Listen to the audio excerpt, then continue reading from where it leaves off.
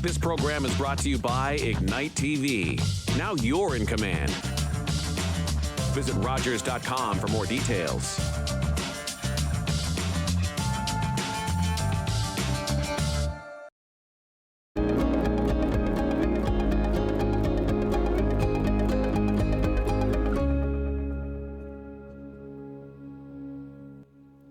Welcome to Our Story, Stories That Unite Us. The show that celebrates the stories we all have about those experiences, large or small, simple or complex, happy or sad, that give shape to our lives. I'm Richard-Yves-Sitoski, and please welcome today's three guests. But first, I'd like to acknowledge that we are on the traditional territory of the people of the Three Fires Confederacy, the Ojibwe, the Odawa, and the Potawatomi Nations.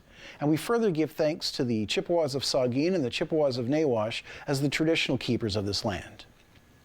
Today's first guest is Raquell Yang, with the theme of New Beginnings. Raquell is an artist originally from Taiwan who now resides in Owen Sound. She was an art teacher and taught art in high school and universities in Taiwan. Lately, Raquell completed Heritage Owen Sound, Fresh Perspectives, a book of watercolor paintings of local buildings, and it's an amazing book. So please welcome Raquell Yang. Thank you.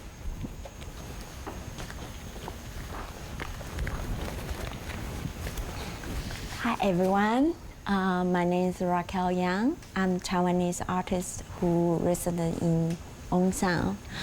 And the reason why brought me to here is my husband is a Canadian and he used to live in Owen Sound, but he lived in Taiwan for over 12 years. And just about the time he's thinking about, wow, I wanna move back to Canada and spend some time with my parents. And that was about the time I have made a point that I feel tired about teaching. I used to taught art in high school and universities, and being an artist I have found the challenge of like teaching art and how to create my own art. Those is challenge of to find a balance, spend time and my energies. So I decide maybe just make a change, and I decide move back with my husband. And of course, since I moved to Owen Sound, and I have found many challenges, such as culture different, food different, languages. That also the working culture are different here. And so, yeah, but I've been thankful for I have learned so much from when I working in the different field, such as housekeeping, cleaning the hotel rooms, and serve the food in the restaurants, and I work in the landscape. And those working experience is just made my skills range is getting bigger. And I also always thinking about how can I use my professional skill and put into the community and also for living. I guess this question would be that for all the artists, we always have a same issue, how to make art for living, right? But the biggest thing is how can I use my skill and be a gift to this welcome community. And I have got the opportunities that I can curate Lunar New Year art show. And so I made a call for local artists to submit their artwork into the show. And since COVID hit us, I have moved this show from the single location into the downtown with multiple venues and partnership with the business. And recently I have complete a local history book with watercolor paintings, and I have worked with local author Richard-Thomas, and this book was published by the local publisher, the Ginger Press, and this is the book that I just recently made, and it's been grateful, and this is such a wonderful gift experience for my life. So surely I will continue use my professional skill to working on my new project, and also for this community and living on sound. And I love here. Thank you. Thank you very much, Raquel.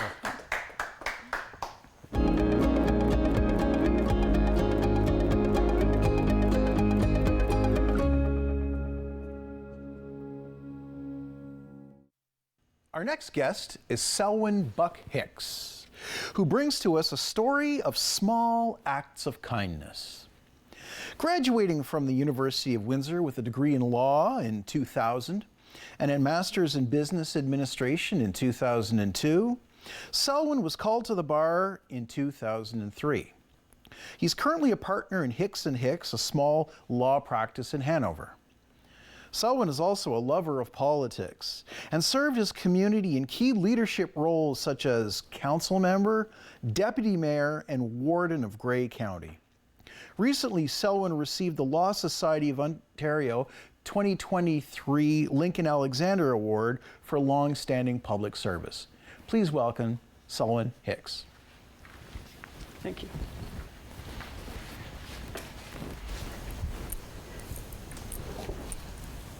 So good afternoon, and thank you for having me. It's a pleasure to be here and to add my story to our story. So as you heard in the introduction, my name is Selwyn Hicks. My nickname is Buck. I like to be called Buck. It's a long story. I won't get into that one, but I answer to both names. My wife Barbara and I raised 4 children in Hanover, where we have a small law practice. Now, I was born in Guyana, South America, and people in Guyana will tell you they're from the Caribbean, but technically we're not. Our culture is associated with the Caribbean, but we're on the mainland of South America, right up there, on top of Brazil and beside Venezuela. So we're technically South American, although they'll tell you that they're Caribbean.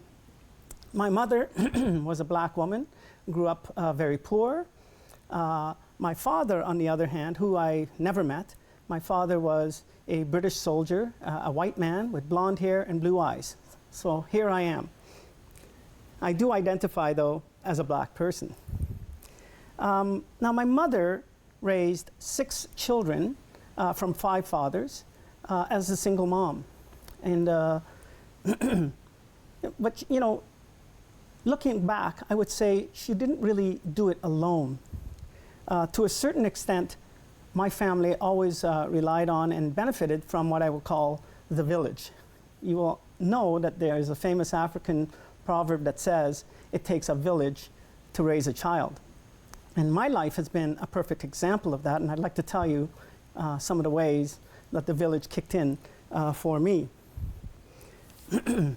Now, my mom left for Canada in the late 60s, and she came to Canada, worked as a domestic, and really her objective was to bring her kids to Canada so that we could all have a better life.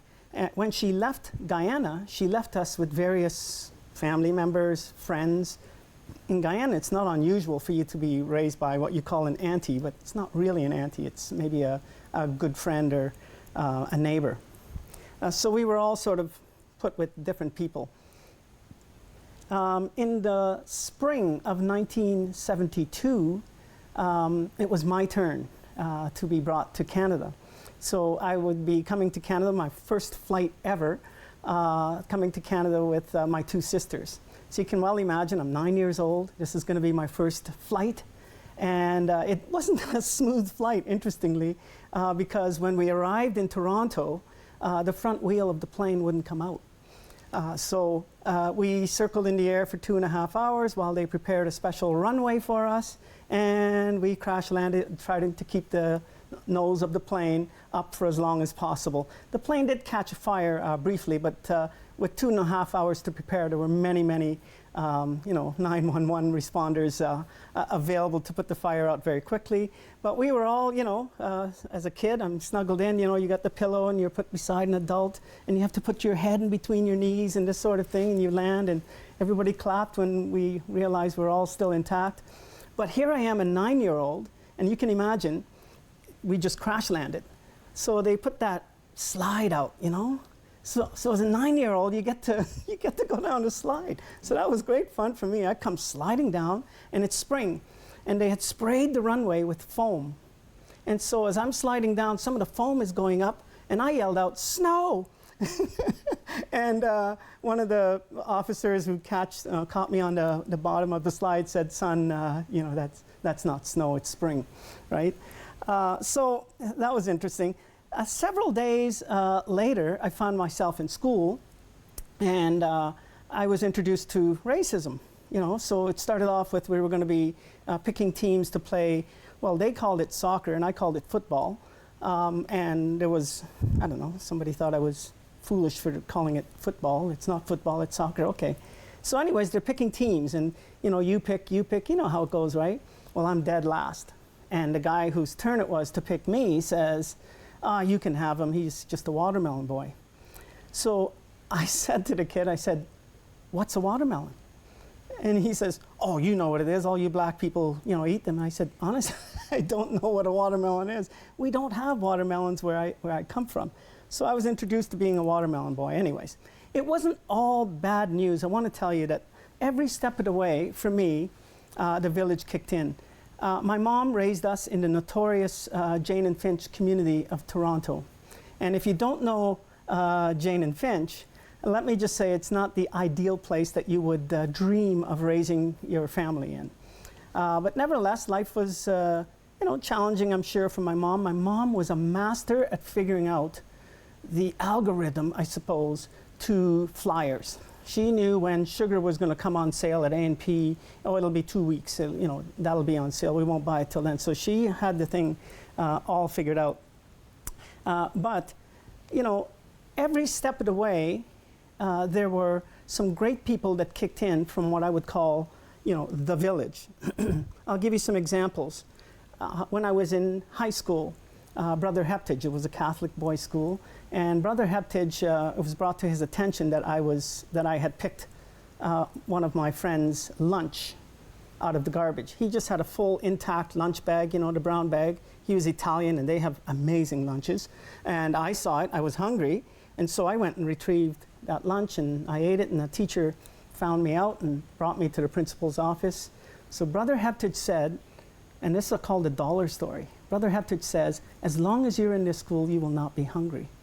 And so he arranged, back when dollars existed, every day I would go down to the secretary's office, and she would pass a $1 bill to me. This is when $1 bills existed.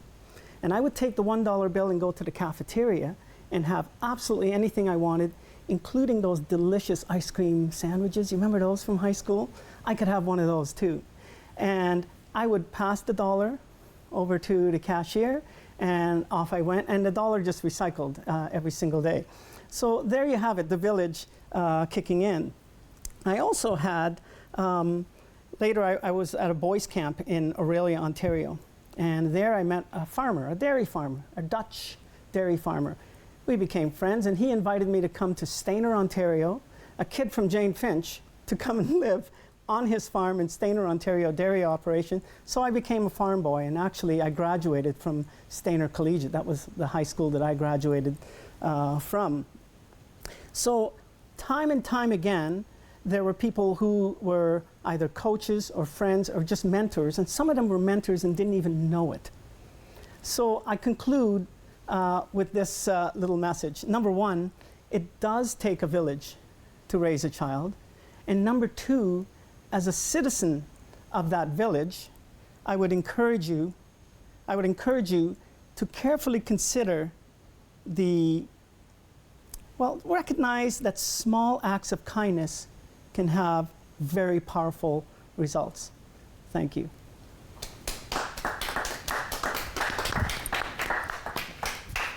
Well, thank you, Buck. Thank you. And so thanks to Selwyn Hicks for that wonderful story. And we're going to be back in a minute with a wrap-up between me and Mary Jane, our producer.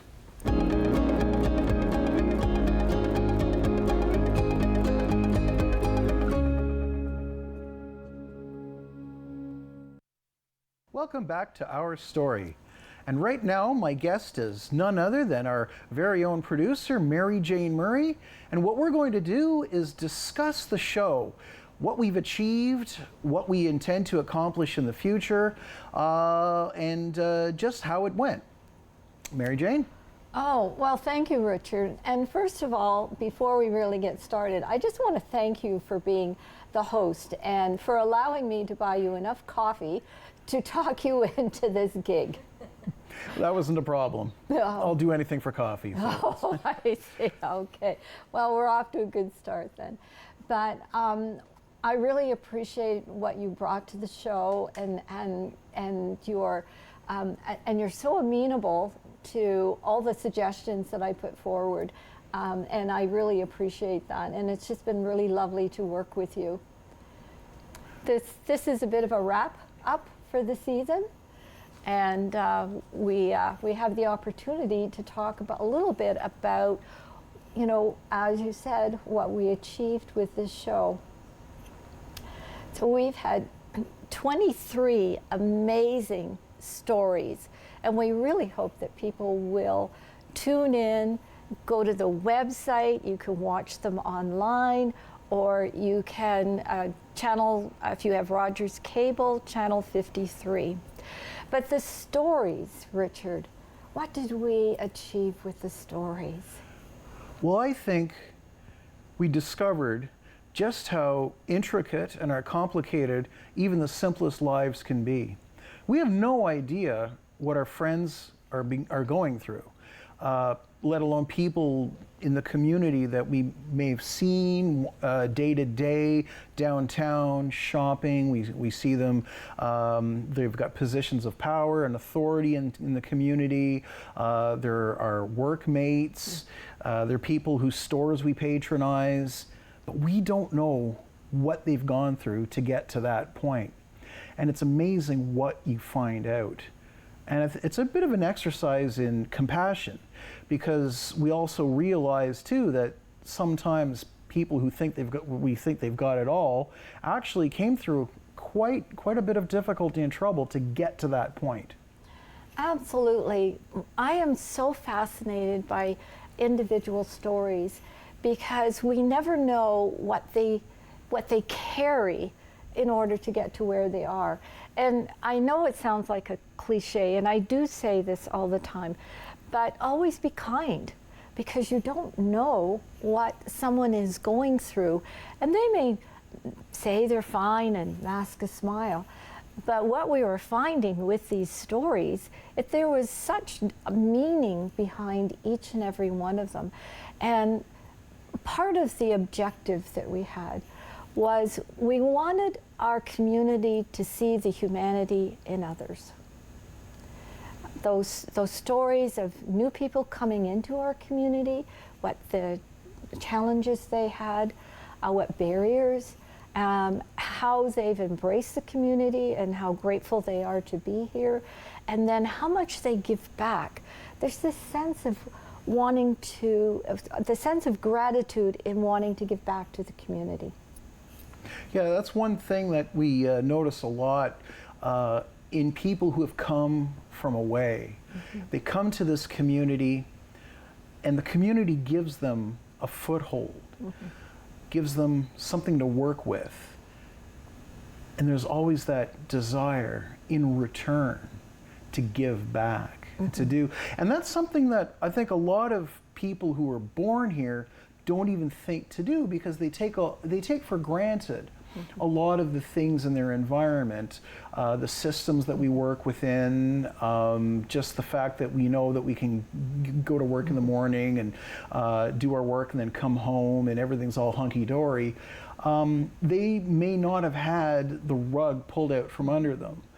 And then they may not have found themselves in a position where they've had to accept either charity or the kindness of strangers. And so I think, you know, it would do us all a bit of good to reflect on this and kind of enhance our gratitude. I see this, I agree with everything you're saying, and I also see that this show is only one part of the initiative of folks within our community who want to embrace not other cultures, religions, traditions, languages, and came across the book Penciling It In, or the Pencil Project. Now, this was written by 2 grade 12 students, Isla Graham and Gia, I'm sorry, I'm gonna maybe not pronounce the last name correctly, Kudra, I believe. And they have interviewed a number of newcomers in our community, a lot of them immigrants, who told their story, and they've written it up in this incredible little book called Penciling It In, and the struggles and the journeys that they went through in order to become part of our community in Grey and Bruce. And that was where the gratitude came in, and that's where I saw so much of the giving back to the community. But we have had these 23 amazing stories from folks within the Grey and Bruce communities, and they are everything from beating the odds, or the journey, or the big goof up, or gratitude, or resilience, or persistence, women in sports, changing the culture. You know, who am I? I'm trying to find your own identity. The acts of kindness and how they can change people's lives. And of course, the honeymoon road trip. We can't let that one go by and still be married 50 years later. You know, the journey from Ukraine to Owen Sound, or the journey from India to Owen Sound, and finding new passions. So I am so grateful for the opportunity to be a community producer for Rogers TV, but I just love this show. Well, thanks, Mary Jane, and I do too.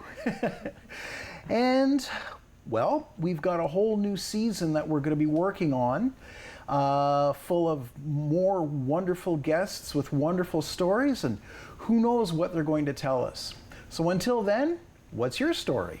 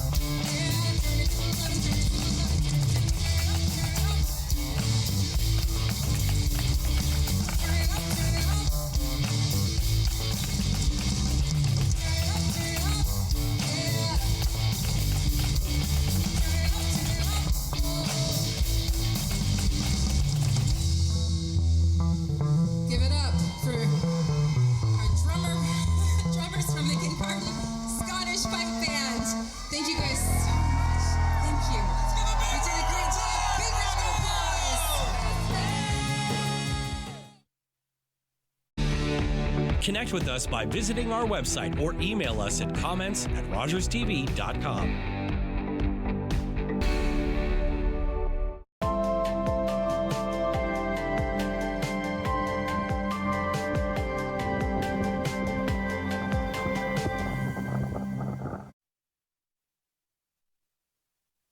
I'm Carol Merton. Please join me for HealthLink, a program connecting home, community, and healthcare. Please join me and watch HealthLink on Rogers TV. Here we are in Canada, where Canada's about to celebrate our talent, our people. This moment is changing your life forever. I promise you.